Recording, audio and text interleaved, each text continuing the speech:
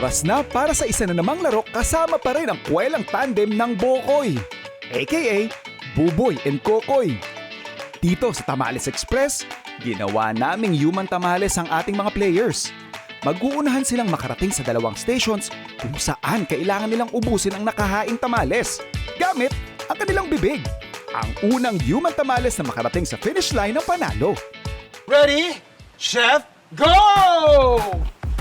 Ay, Diyos ko po. Sabi ko sa inyo, yung talent nyo dito, hindi pang running man, ha? Ang galing talaga ni Boboy kumain. Ay, mas magaling si Kokoy. Ubos, ubos! Aba. Ayan na. Sus, Mario, Josep. Oo, nauntog na. Diyos ko po. Mario. Oh.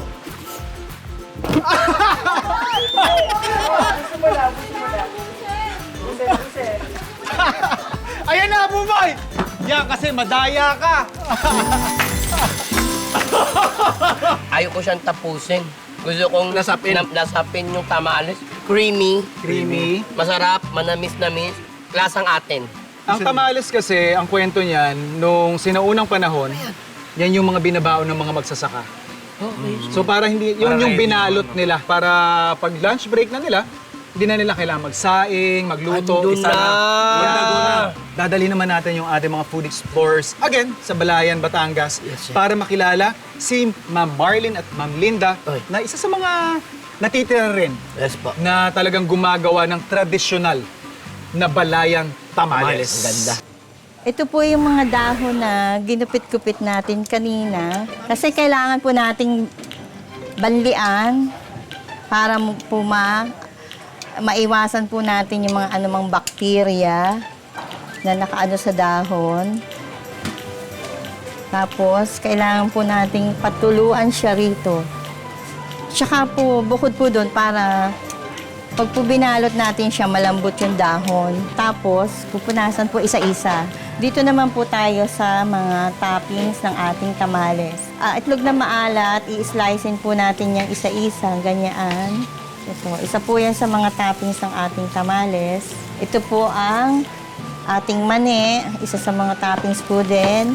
Ito po yung atay. Ito naman po yung nilagang manok na ating nininitnet, isa-isa.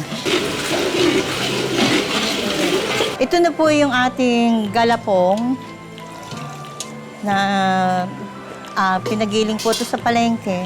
Ginisa natin to sa sibuyas. Yan. Tapos, kailangan po ay continuous po yung halo, walang tigil hanggang sa hindi na po siya ganitong buo-buo. Sino po ba talaga yung nag-umpisa ng inyong tamales dito Matea. sa Balayan?